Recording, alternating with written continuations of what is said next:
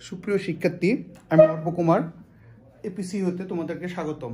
আজকে আমরা যে বিষয়ে ক্লাস নিব সেটা হচ্ছে বিভিন্ন রাশির যে মাত্রাগুলো বের করে, মাত্রা বের করার নিয়ম। ধরো কাজের মাত্রা কি, শক্তির মাত্রা কি, এসব যে মাত্রা, সেই মাত্রাগুলো কিভাবে বের করে একটু আমরা দেখি। ধরো আমরা বের করবো কাজের মাত্রা কি।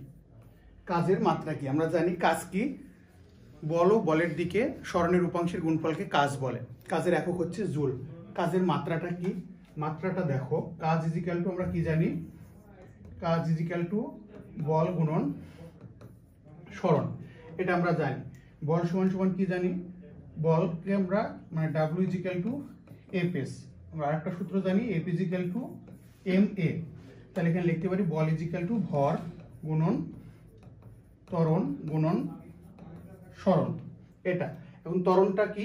ত্বরণ সমান সমান আমরা এই যে S equal to U T plus half A T square, এখান থেকে ত্বরণ A equal to 2s by T square, এরকম একটা ইকুয়েশন আসে যখন অবজেক্টটার আদিবেগটা শূন্য হয়।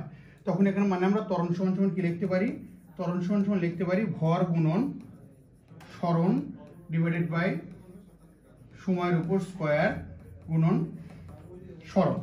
দেখো এতটুকু লিখছি। এখন আমরা তাহলে ইকুয়েশনটা কি দাঁড়ায়, ভর গুণন স্মরণ তার উপর স্কোয়ার ডিভাইডেড বাই সময় তার উপর স্কোয়ার।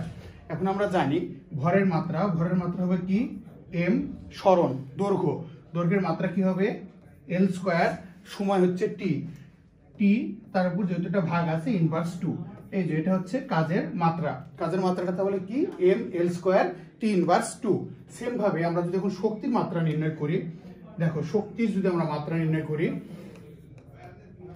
শক্তি, তাহলে শক্তির মাত্রা কি, অথবা যদি আমরা নির্ণয় করি ক্ষমতা, ক্ষমতার মাত্রা কি, এভাবে সবগুলো মাত্রা আমরা এইভাবে শর্টকাট প্রসেসে বের করতে পারি, যেগুলো আমরা মুখস্থ না করেও করতে পারবো।